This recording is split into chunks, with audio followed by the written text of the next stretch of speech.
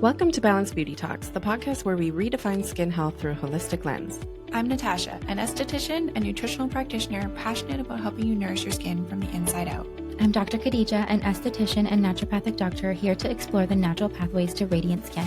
And I'm Alicia, an esthetician and skincare enthusiast. Together, we're diving deep into the world of aesthetics, merging modern treatments with internal wellness so you can achieve long-lasting results without compromising your health. Whether you're a seasoned professional looking to elevate your practice or someone seeking effective solutions for conditions like acne, you're in the right place. Join us as we share expert insights, inspiring stories, and practical tips that empower you to embrace a truly balanced approach to beauty. So get cozy and prepare to transform the way you think about skincare. Welcome to Balanced Beauty Talks. Please note that the information provided in this podcast is intended for educational and informational purposes only. It is not a substitute for professional medical advice, diagnosis, or treatment. Always seek the advice of your physician or other qualified health provider with any questions you may have regarding a medical condition. Never disregard professional medical advice or delay in seeking it because of something you heard on this podcast. Your health and well-being are important, and we encourage you to make informed decisions. Hi guys, welcome back to Balanced Beauty Talks. Today's episode is going to be a little bit different. We decided to ask our community to send in questions about anything skincare, wellness, lifestyle, business owning, the industry in general, just anything. And we're going to answer some of these questions with a level of honesty that we don't always get to use in the treatment room. We're talking about advice we wish clients would actually hear, the most underrated treatments no one's hyping enough, and some behind the scenes moments, challenges, and exciting times of running a skin clinic. Okay, so first question. What is something you would say to new clients if you didn't care about hurting their feeling? I would say the very first one, and maybe harder one to tell people because they get really passionate about what they find online and whatnot, is to just please stop trend jumping and just hopping on any skincare product that your favorite influencer is using or advertising. Consistency is the key, and we need to let go of the internet when it comes to skincare and just work one-on-one with your chosen practitioner for you and only you. And just kind of just get the noise away. Yes. And that's really hard for people to do right now. So that right now I think is my hardest conversation with people, is just to they're so hyped up on something that an influencer or something they've seen online has done for someone else. They're a little bit closed-minded sometimes coming into the treatment room with a single practitioner, but we know skin. Yes. That's what we're here for. Yeah. Yeah, that's a good one. Mhm. I feel like I have that conversation a lot too. Yeah. There's so many we could say with this question, but mine is managing expectations, really managing them, because especially I feel like with concerns that have been around for years. So I'm talking about deep hyperpigmentation, a lot of sunspots, wrinkles, things that take a long time to develop. And with clients that are now older, later in life, wanting to reverse those things. And their expectation when they come in, I do have some clients who are pretty good at knowing that, it's not going to go back to how it was when they were 20. They're not going to have a completely clear face in terms of pigmentation. But I do have a lot of people who are I want no wrinkles, and I want no sunspots, and I want no pigmentation, no hyperpigmentation on my face. And that's just not possible. It's not. No. And you have to think about how long it takes to create those things in the first place, especially with deeper wrinkles. Those things are being developed over a very long period of time. And it takes, if you're in your 60s, it's 60 years of exposure to sun and so many other things to develop that concern. So it's going to take a long time to even get it 50% better if we can aim for that. So I feel like that's a big one. For sure. Yeah, that is a big one. And, if we had treatments that could just erase everything with one or two treatments, we would be doing them ASAP. a couple $100, there would be no thriving beauty industry, truthfully. It is part of a lifestyle and a process. I think another one is talking to people about home care and the importance around it. This is, again, a lot of people who are on the products that they're on because they were influenced, or it's just something that they've been using for years, and it's hard to let go of routines when you feel that something's been working for you. But if you're here, likely something hasn't been working for you. And so getting people just convinced into us putting together a plan that is going to move them forward into something that's suited for them in the period and part of the journey that they're at, because we're going to be doing changes along the way. But we're so caught up on not being sold to, I think, when we go into a lot of skin clinics too, and people are like, I'm not here for product, and they're just immediately like shut off. And it's not us trying to be salesy. In fact, you're probably at the best clinic in the world if you don't want to be sold to, because we truly are trying to minimize and save you money and get to your goal in the best way possible. And so I think getting people on that bandwagon is hard to do sometimes. Yeah, and just also taking into account how much work it actually is to reach that skin goal. And it's not just the treatment, it includes product. We're making those recommendations because we are trying to get you to that goal. And then the internal work. It is a pretty significant journey that you're on, and it's not a just throw a couple facials at it and you're good. As much as we would love it to be that simple, it does require a comprehensive approach to your skin. Absolutely. So another question that came in was, what's the most underrated skin treatment that we do here at Natology? I feel like lately I've been really feeling the microneedling. Yeah. It might be because we have like a new device that we've been using and the results we're seeing are amazing. But I feel like microneedling had a moment like years ago, and then it kind of died off a little bit. Like we didn't hear that much about microneedling. People were kind of shifting into lasers or different kind of devices. But I feel like we're coming back to microneedling because it's so underrated, because people tolerate it very well. The results are amazing. It's not as intense as some of those like deeper lasers.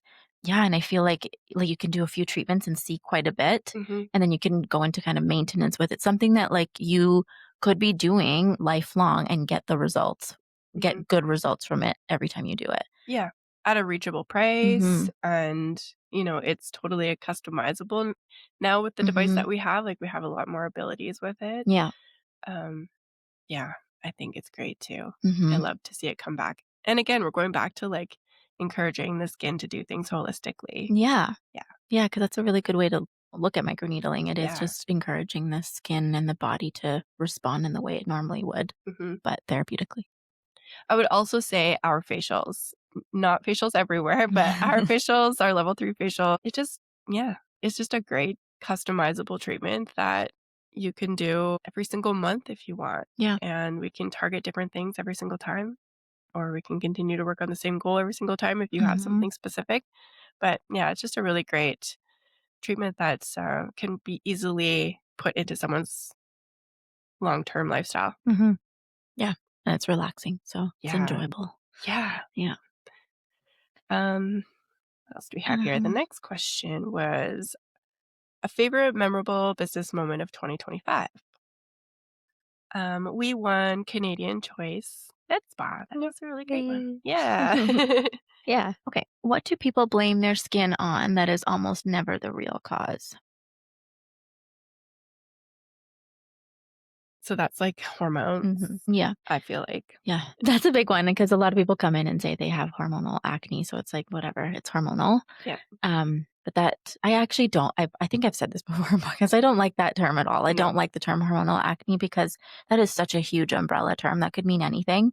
And just because your skin is breaking out maybe around your cycle or before your cycle or during, doesn't necessarily mean that you are just having hormonally driven acne. Yeah, that you can't do anything about. Yeah, it can be a lot of different things. And you shouldn't be actually breaking out around your period. It is a sign of PMS, but there's so many things that we have kind of accepted as normal signs and symptoms around your period that are not normal. Like cramping is actually not supposed to occur. Same with acne. It's not technically supposed to occur. It's just that your hormones are changing at that point and your skin is responding in certain ways. But yeah. Yeah, I feel like I have had people come in and say, I want to fix this texture, these pores, these blackheads, and these wrinkles. I do get some acne down here, but it's just hormonal, so don't worry about it. Don't worry about it, yeah. And there is probably some spas or facial facilities where that is likely the answer. But that's why we do what we do. And that's why we bring the integrative approach in, because there is so much more to the story. There is more internally going on, like you said. And we have the ability to support them in that. So, no, we're not going to stop hormonal acne. That's actually probably one of the faves. Yeah. Yeah, totally. Another one is retinol necessary to use in a routine? I think it depends on the concern and it depends on the age of the client. It depends on a lot of different things. I feel like if your primary concern is aging or anti-aging, But even in acne and honestly in a lot of concerns, you can Yeah. use it. So I think it is a necessary part of a routine, but it really does depend on where you are in your skin journey and what you're trying to target, how much you've used before, what active you've used before, what you're using currently. Yes, and also it depends. Yep. And there is a small part of the population who just like does not respond well to Mhm. retinols at all. And Yeah. that's okay too. But if you can, do it. How often should I be getting a facial or any skin treatment? I think it totally depends on your goal. Are we in a maintenance phase? Are we going full throttle to correct something? So, for example, when I first start to see acne clients, I like to see them every 2 to 3 weeks at first so we can really get Mhm. ahead of the condition and skin cell turnover.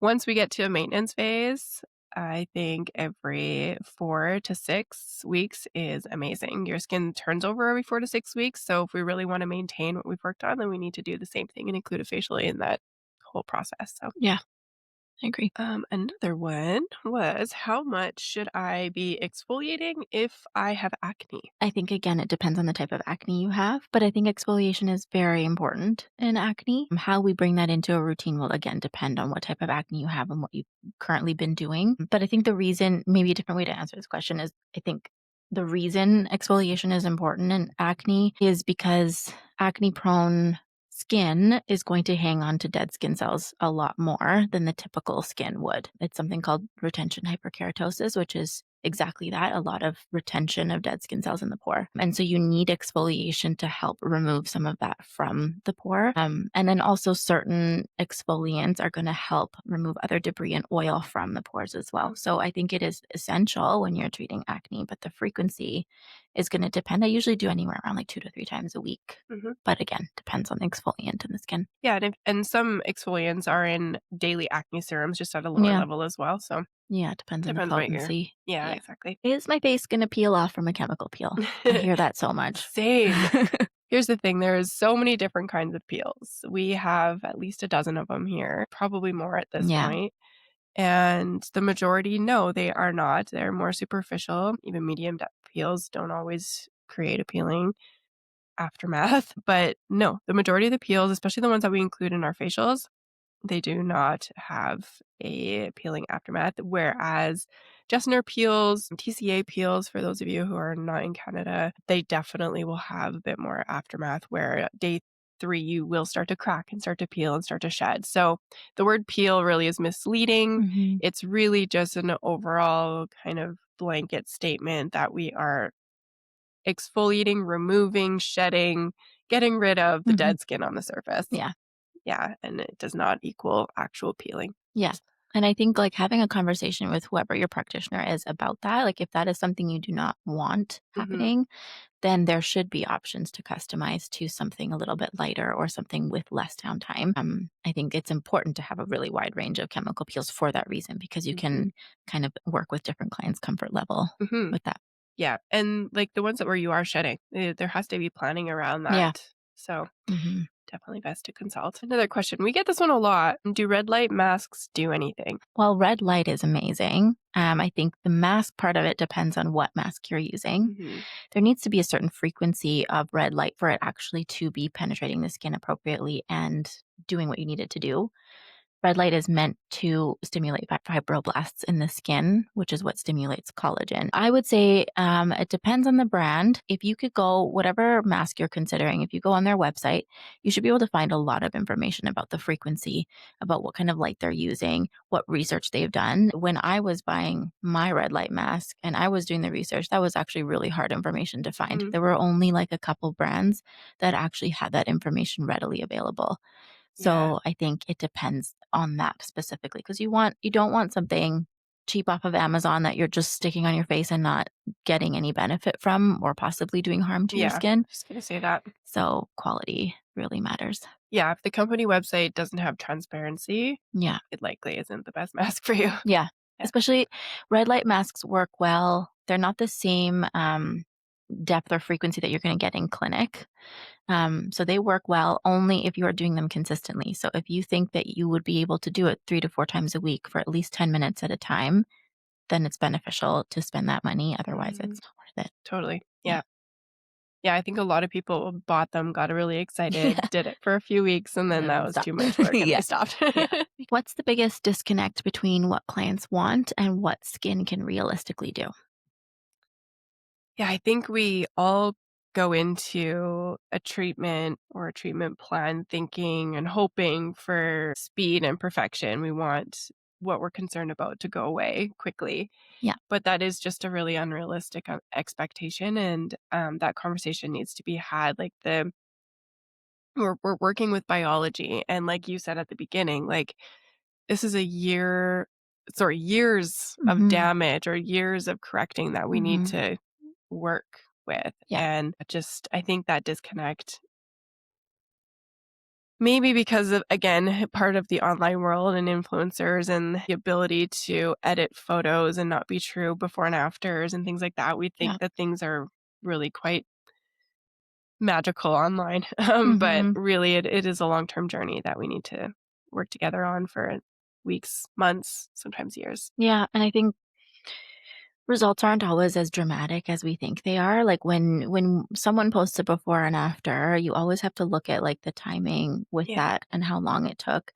And I think there are obviously treatments that can have quick results, Hmm. but for the most part, it isn't as like intense and dramatic as you think. It's a little bit more subtle than that. And so you have to also be like willing to look for those changes in your skin, and recognize the changes that your skin is making instead of just like constantly wanting faster and Yeah. bigger and better results. Another one I think is like inflammation. So on an Mhm. inflammatory skin condition, they want us to get rid of that inflammation and that pain and that discomfort, and rightly so. It's awful, but you also have to be willing to do the internal Yeah. work as well. Like the inflammation is not coming externally, it's coming internally. And so there is work on the inside, Yeah. whether that be just through removing inflammatory foods, working on stress, gut Mhm. health, that is really important too. So Yeah. you have to be willing to be part of the holistic program. Mhm. I also would say like, maintenance. Like a lot of people think, okay, after that, am I all done? Yeah. Even with hair removal, they're like, after my 8 treatments, will I be all done? And there's no treatment in this world that is a forever treatment. Like, we're always working against time, gravity, lifestyle, Yeah. stress, different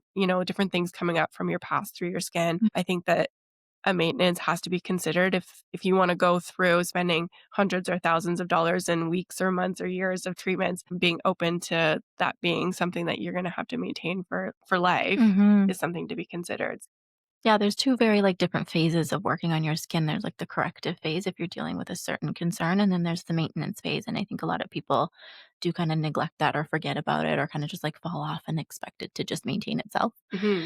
But it requires a lot of at-home care Yeah, and skin treatments yeah. ongoing. And sorry, I should have clarified too, like going back to laser hair removal, like, yeah, we have removed probably 80 to 90% of that Mhm. hair, but hormones are funny. Yeah. And especially as women, our hormones are changing Yeah. forever. Yeah. It's just every 7 years we go through Mhm. a massive hormonal shift. And Yeah. so you may see some hair growth come back or, yeah, just things change. So we Yeah. have to You always have to plan for maintain. a once a year zap. Yeah. Especially I think when you're fighting nature, like, kind of Yeah, what we're doing with a lot of treatments, so, absolutely. yeah, you do have to maintain. Another good question that came in, what's the hardest boundary you've had to learn to hold as a practitioner or a business owner? I think with clients, just knowing that not every client is a good fit for whether it's a specific treatment or the methodology that we have or what they are looking for. I think this is why consultations are just so important to really understand what someone's goals are. And knowing your limits, I think, as a practitioner too, knowing your limits as a clinic, if there's certain things that we don't offer here. As much as we want to help, we don't want to just keep someone here when we can't get them the result that they want, or we know there's a safety issue with whatever they are wanting. Their skin is maybe not going to be able to handle that appropriately. This is not the right fit. This treatment is not the right fit. We can offer you something else. Yeah, I think it's so important, but like having those conversations can be tough sometimes because it's like dealing with a hard truth for people that people don't always want to hear. So that's been like a very hard lesson to learn. for sure. Yeah. Yeah. Maybe, I guess, from a business owner perspective and like the back end work and teams and everything else, business owning, like ownership never clocks out, like you're always thinking and you're always 3 steps ahead or And so I would just say the hardest boundary that I've really had to learn is that I can't care more than clients, and I can't care more than my teammates. It's like it's for everyone involved. It's effort, it's consistency, it's accountability. And if they don't care, if the clients don't care, they don't want to be part of doing their home stuff, and Mhm. we can't force that. Yeah. And it has to be within you. Yeah, I think that's been the biggest boundary. Okay, on that note, what parts of running a clinic do people never see or think about?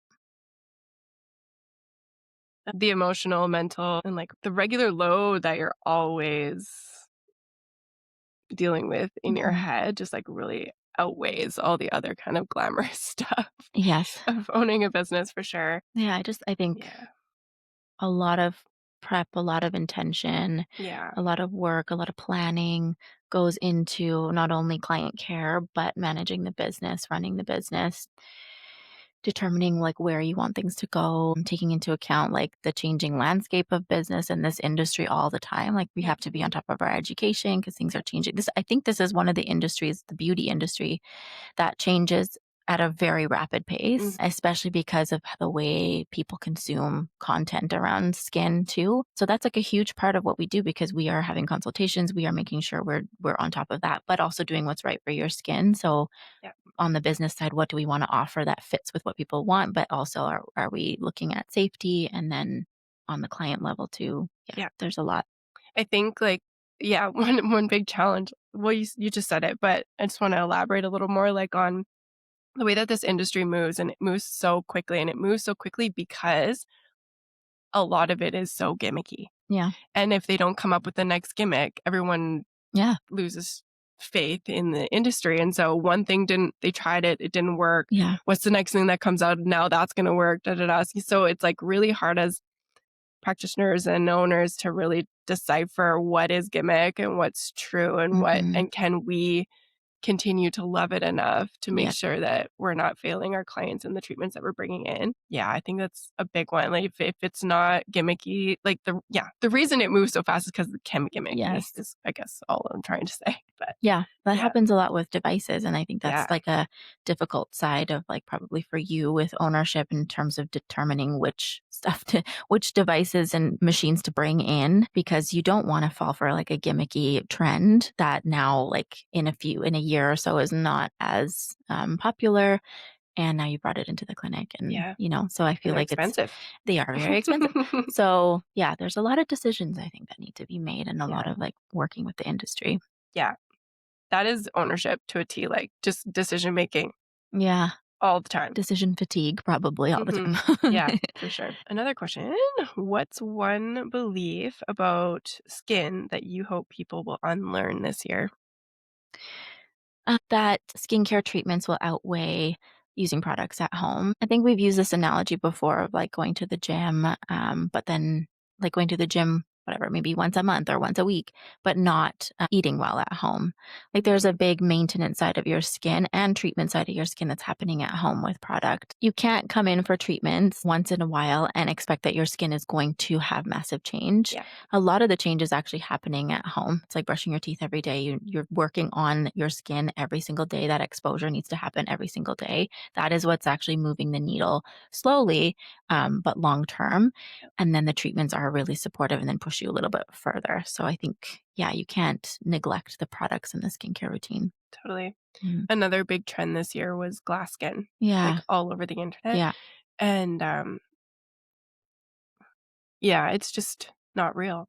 It's not real. It doesn't exist. No, it's really good photography. It's very moisturized or oiled skin with a nice ring light and Yeah. photos. And it looks absolutely beautiful. But the next day they're going to wake up and it's just going to be skin again. Yeah. And skin has texture. Yeah. There's pores. And sure, we can work on texture and, having a more smooth canvas, but it will never be glass skin. It will never have a reflection like that.